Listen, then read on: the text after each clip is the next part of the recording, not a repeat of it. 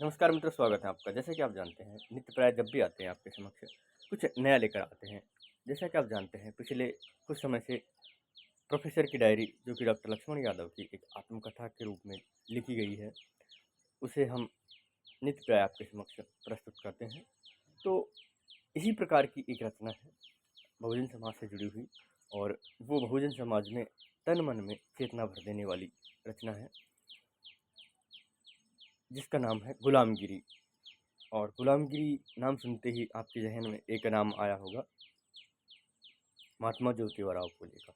जी हाँ, ये गुलामगिरी वही पुस्तक है जो महात्मा ज्योतिबा राव फुले, दलितों के प्रथम उद्धारक जिनको कहा जाता है, उनके द्वारा लिखी गई थी। तो उन्होंने अपने अनुभवों के आधार पर, अपने निजी अनुभवों के आधार पर, वर्तमान समय के आधार पर उन्होंने ये बताया कि किस प्रकार से हम मानसिक गुलाम बनते जा रहे हैं, किस प्रकार से हमारा जो आज का बहुजन है, वो धीरे-धीरे गुलाम होता जा रहा है। उसी के आधार पर उन्होंने गुलामगिरी नाम से एक पुस्तक लिखी, और उन्होंने अपने प्रयोग करके जो बताया उन्होंने कि कहीं भी किसी भी प्रकार का कोई जो है देवी-देवता, किसी भी प्रकार का कोई कुछ नहीं होता है। उन्होंने सीधा सटीक जवाब दिया है, वहम है सब चीज़।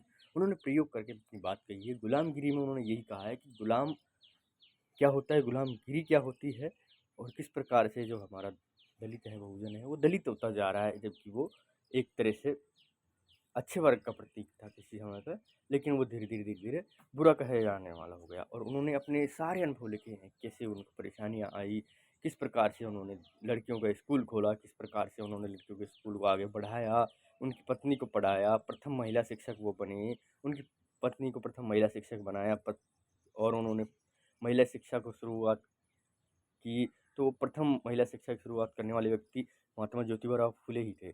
तो ये पुस्तक मूलतः मराठी में लिखी हुई थी। बहुत सारी पुस्तकें उन्होंने लिख रखी है मराठी में।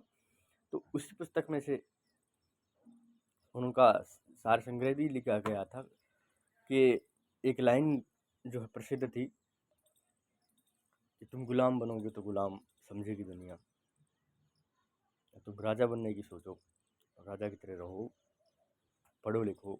इस प्रकार की कई लाइनें थी। और महात्मा ज्योतिबा राव फुले जो है, दलितों को उन्होंने इस स्थिति में ला दिया कि वो अपने संघर्ष के लिए काबिल हो गए। और उसी समय पे ऐसा है, लोगों को जगाना बहुत भारी काम है, लेकिन उससे भी भारी काम ये है कि ऐसे लोगों को जगाना जो आपके खुद ही विरोधी हो। वो खुद ही गुलामी से निकलना नहीं चाहते थे उस समय पे लोग। आज के समय पे अगर आपसे कोई अच्छी बात कहेगा तो आप सुनेंगे, लेकिन उस समय पे आपसे कोई कहेगा कि ये देवी देवताओं में कुछ नहीं है, आप अपने पढ़ाई में ध्यान दीजिए, किताबों में ध्यान दीजिए, तो नहीं मानते थे लोग। उन्होंने ये कहा था कि जिस दिन मंदिर में जाने वाली भीड़ पुस्तकालय की ओर चली जाएगी, जिस दिन मैं समझूंगा कि मेरा समाज शिक्षित हो रहा है।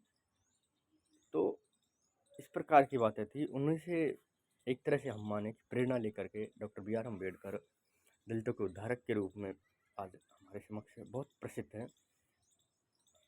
तो महिलाओं के तो उद्धारक असल में देखा जाए तो सबसे पहले उद्धारक जो है महात्मा ज्योतिबा राव फुले हैं। उसके बाद में डॉक्टर बी आर अम्बेडकर का नाम बाद में आता है। हालांकि नाम उससे भी पहले आता है, क्योंकि उन्होंने इस प्रकार के काम किए, उस प्रकार के अधिकार दिलाए। ज्योतिबा राव फुले के समय कुछ था नहीं, तो शुरुआत उन्होंने ज़रूर की थी।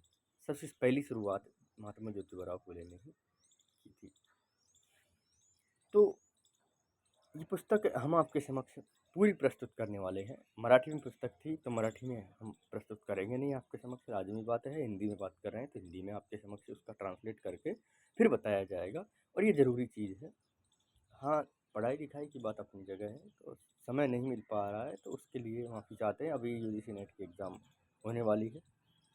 हालांकि समय आपको मिल गया है, हमको मिल गया है, तो यूजीसी नेट के लिए जो पिछली तैयारी थी काफ़ी है। अब नए सिरे से शुरुआत करेंगे, तो उसके लिए आप इंतज़ार करिए। तो इसी के लिए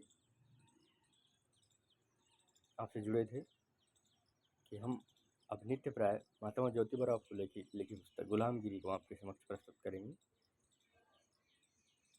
इसी के साथ लेते हैं आपसे विदाई। नमस्कार, धन्यवाद।